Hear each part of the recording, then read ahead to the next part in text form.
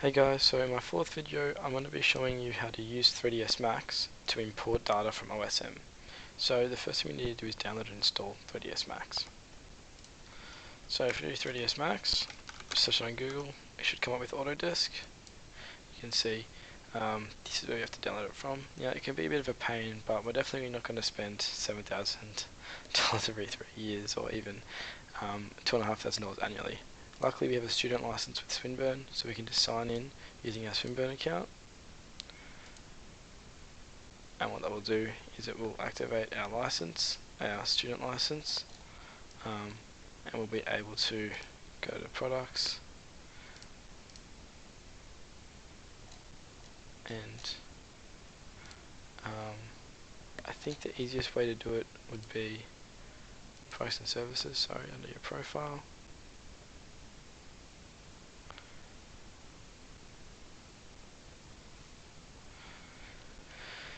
And once you've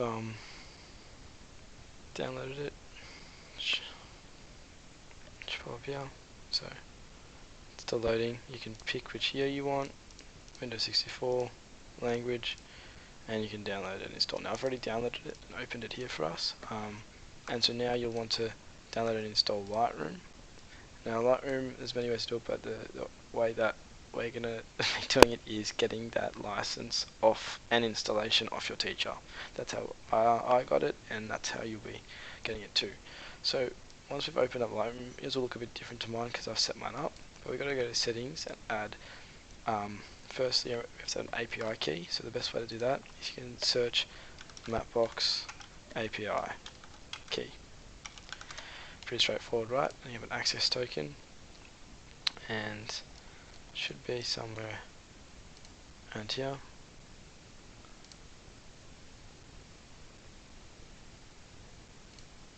And you just get given a string of letters and numbers like this looks. That's your key. So here, this is my default key, and you can just copy it and you can create a new one. So now we're going to go and just double checking. Yeah, open 3ds Max if you've installed Lightroom. So now we've got to set this up. So by setting it up, I mean setting up the satellite and the terrain. So we can click this button here, and it will open up a new scene for us. And once we have this new scene, we can check the space. So a cool one to look at. We can. Our assignment was in Thomastown, but we might go to Melbourne CBD. So search Melbourne up, give us longitude and latitude. And we can put that in manually, of course, up here you can see. But this is good enough. So we'll update our space, and now we can go to terrain. And so the terrain will actually show us like the image. So we can get different images. We can do different Mapbox images. We can also do an OSM image, and of course these other ones. I think just to show you the difference, I might do both. So OSM, we only want an area of about, say, it's over 10km radius. So width and height, and what you want to do is estimate the zoom level. So once we've clicked estimate zoom level, it will update these zooms, and we can update map images, and that will create this handy little, actually move this out of the way. We change this from wireframe to default shading. You can see it's given us an OSM image of the map. And if you were to do this with Mapbox Dark, estimate zoom level, update the map, give us that Mapbox Dark image, almost like the monochrome one from the last video. So now we've got these two, you can kind of see what the radius is like, and now it's ready to start mapping. So if you do new map layer, go to OpenStreetMaps. What we can do now is actually import data. So we know that Melbourne's quite populated. It's a 4-minute recording. So if I quickly go to OSM, OpenStreetMaps, opening that up, we can search. So this is Thomastown. We can go Melbourne, go to the capital, go and find the city of Melbourne, and zoom in here. You can see all of these buildings have been modelled. into quite a bit of detail, and there's all these roads, so you should get something quite nice. So in OSM layer, keep it as 10 and 10. We want to go layer, and we don't just want one buildings or boundaries, we want everything. So we go full OSM and click download and draw OSM data.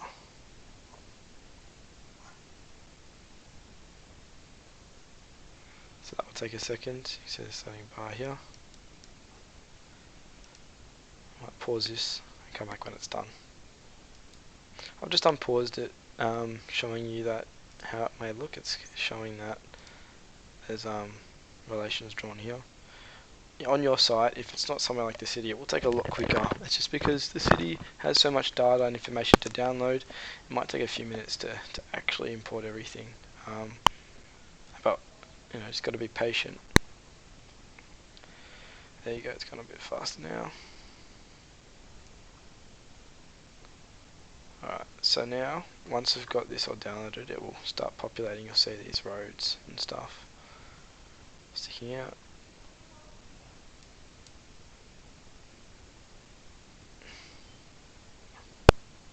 Give it a pause. Alright, that took a bit longer than expected, but again, you can see all the information that it's drawn. And that's just drawing it on a 2D plane.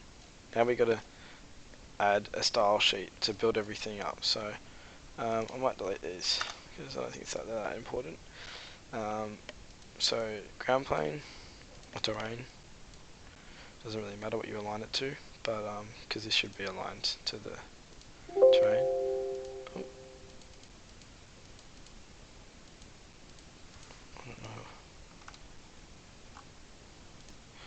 Alright, that's actually my fault because I deleted this map. Usually I delete it a bit later because I just don't think it needs to be there, but let's align it to the terrain, the ground plane actually. Make sure the style sheet is the OSM style sheet.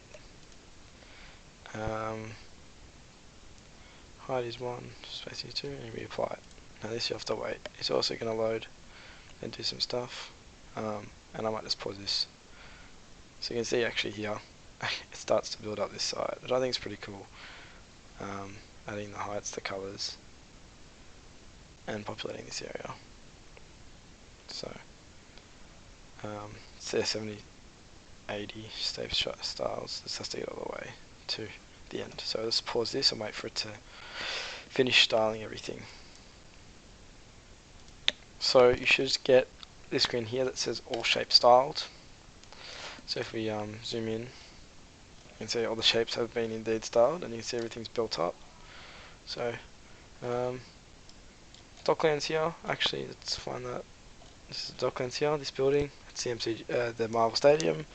Other notable buildings I can spot quite easily. This is the MCG, all over here, split into 2 different heights, and some other ovals. Actually this might be grouped by oval, that's why it's picking up different ones with it.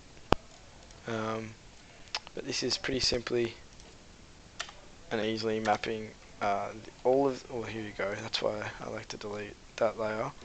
Mapping all of the buildings into